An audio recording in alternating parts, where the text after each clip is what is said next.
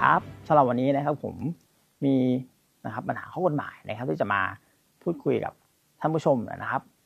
เราจะเห็นว่าในความผิดฐานช่อโกงหรือช่อโกงประชาชนนะครับการที่ผู้หลอกลวงได้มีการส่งข้อความหรือว่ามีการโพสต์ข้อเท็จจริง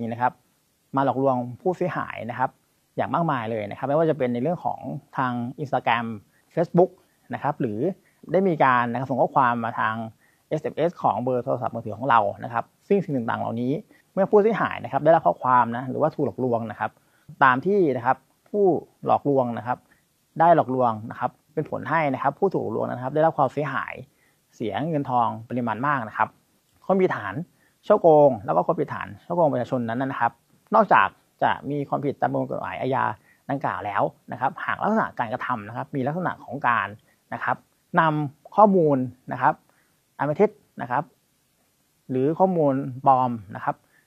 นำเข้าสู่ระบบคอมพิวเตอร์ไม่ว่าจะเป็นทางโทรศัพท์มือถือหรือว่าทางแท็บเล็ตหรือทางโน้ตบุ๊กไม่ว่าจะเป็นทางโปรแกรมแอปพลิเคชัน LINE Facebook หรือ Instagram สิ่งต่างๆเหล่านี้เป็นลักษณะของในการนำข้อมูลอันเป็นเท็จเข้าสู่ในระบบคอมพิวเตอร์โดยการที่น่าจะก่อให้เกิดความเสียหายแก่ประชาชนทั้งนี้การกระทำดังกล่าวย่อมเป็นความผิดตามพระราชบัญญัติว่าด้วยการกระทำความผิดเกี่ยวกับคอมพิวเตอร์พศ 2550หากเป็นลักษณะของการช่อโกงเป็นการช่อโกงประชาชนแล้วก็จะเป็นความผิดฐานนำข้อมูลอันเป็นเท็จ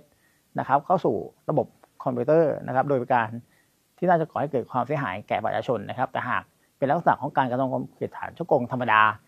ก็จะเป็นความผิดฐาน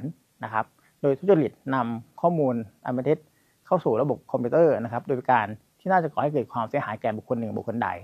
ทั้งนี้ตามพระราชบัญญัติว่าด้วยการกระทำความผิดเกี่ยวกับคอมพิวเตอร์ซึ่งความผิดฐานช่อโกงและความผิดฐานตามพรบคอมมาตรา 14 วรรค 2นี้เป็นความผิดต่อส่วนตัวสามารถยอมความได้แล้วก็ถอนคำร้องทุกข์ได้แต่หากเป็นลักษณะของการกระทำความผิดมีความผิดฐานช่อโกงประชาชนแล้วก็ความผิดตามพรบคอมเป็นความผิดอาญาแผ่นดินไม่สามารถถอนคำร้องทุกข์ได้ดังนั้นผู้เสียหายซึ่งได้รับความเสียหายจากการกระทำความผิดฐานช่อโกงหรือว่าช่อโกงประชาชนก็สามารถแจ้งความดำเนินคดีต่อพนักงานสอบสวนได้หากท่านมีปัญหาไม่ได้รับความเป็นธรรมทางข้อกฎหมายหรือท่านต้องการได้รับคำปรึกษาทางข้อกฎหมายท่านสามารถติดต่อสายด่วนสำนักงานอัยการสูงสุดได้ที่เบอร์ 1157 ได้ครับสวัสดีครับ